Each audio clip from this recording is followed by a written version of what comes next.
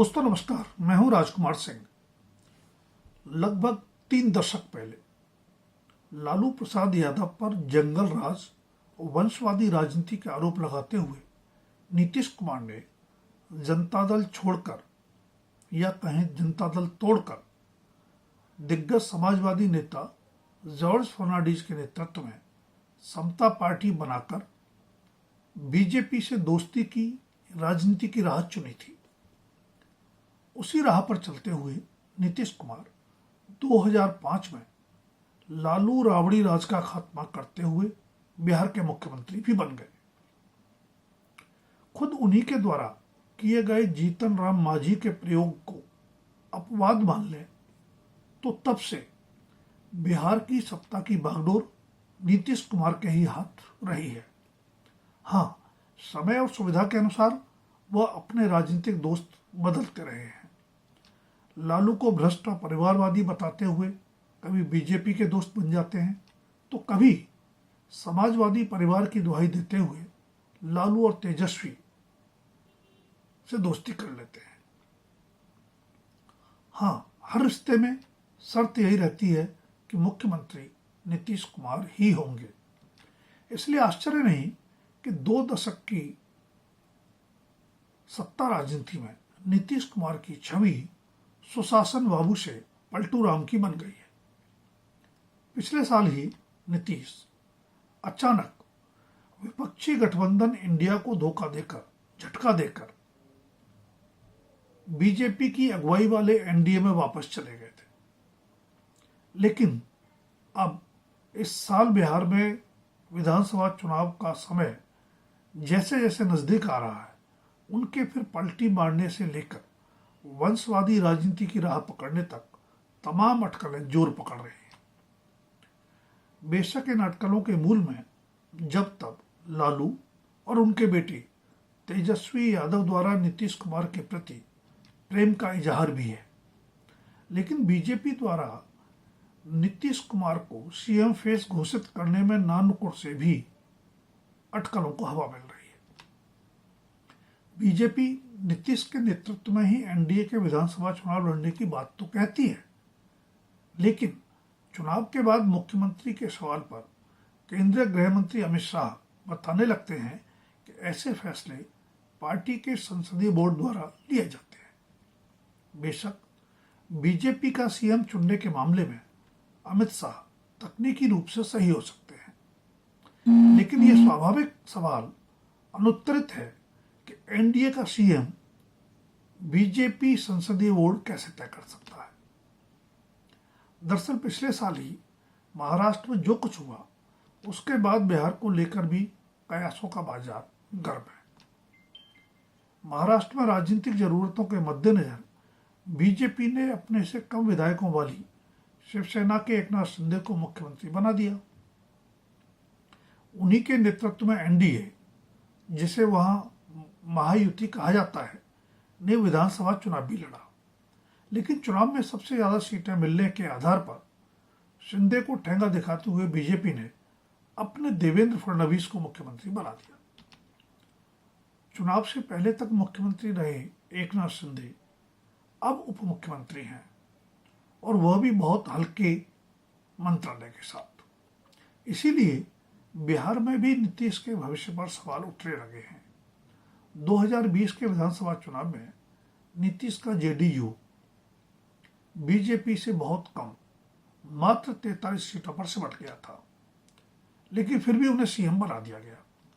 नीतीश को लगा कि चिराग पासवान के उम्मीदवारों के जरिए बीजेपी ने ही जेडीयू को 43 सीटों पर समेटने की साजिश रची थी।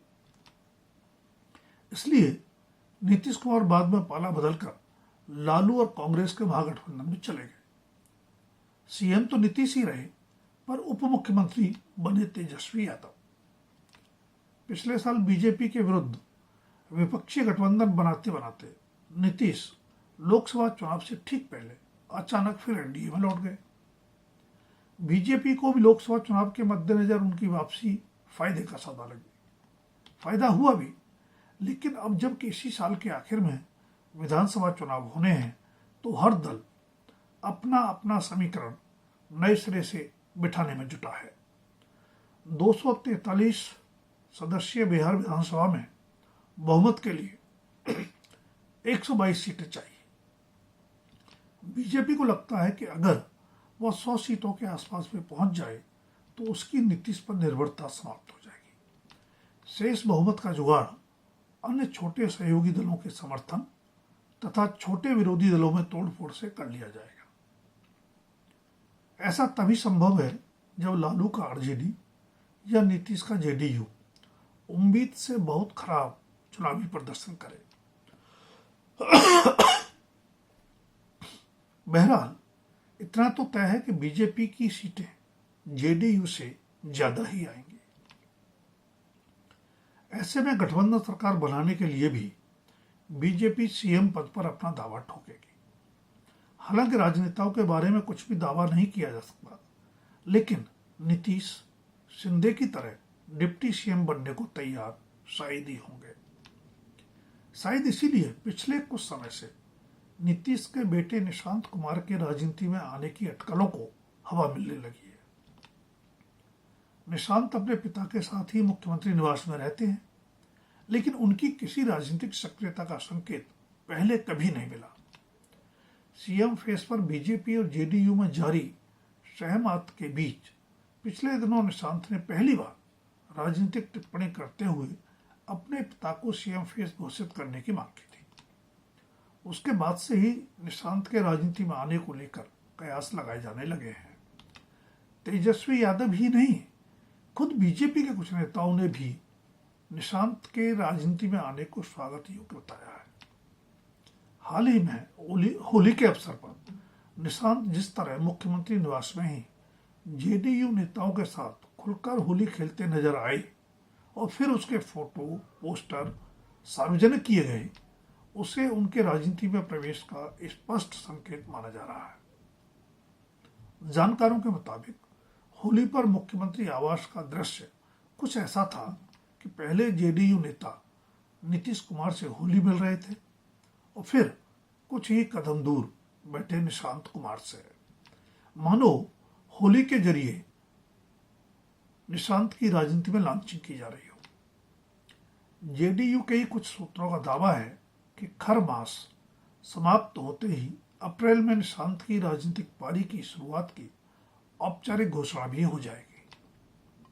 ऐसे में सवाल है कि नीतीश के सीएम रहते हुए और भविष्य में भी इस पद पर दावेदारी जताते हुए निशांत कुमार को राजनीति में लाए जाने का मकसद क्या है। कुछ लोग मानते हैं कि अगर ऐसा नहीं हुआ तो जेडीयू विधानसभा चुनाव से पहले नहीं तो बाद में निश्चय बिखर जाएगा। निशांत को राजनीति में लाकर ही नीतीश के उस वोट बैंक में बिखराव को रोका जा सकता है। लेकिन राजनीतिक पंडित इसमें भविष्य की सत्ता राजनीति भी देख रहे हैं। नीतीश को सीएम फेस घोषित करने से परहेज कर रही बीजेपी निशांत को सीएम बना देगी, ऐसी खुशफहमी किसी को नहीं हुई। हाँ, अगर सबसे बड़ा दल बनने के बावजूद बीजेपी को जेडीयू को ही साथ लेकर सरकार बनानी पड़ी तो वह निशांत को डिप्टी सीएम बनाकर उनकी सत्ता राजनीति की सम्मानजनक शुरुआत अवश्य करवा सकती है।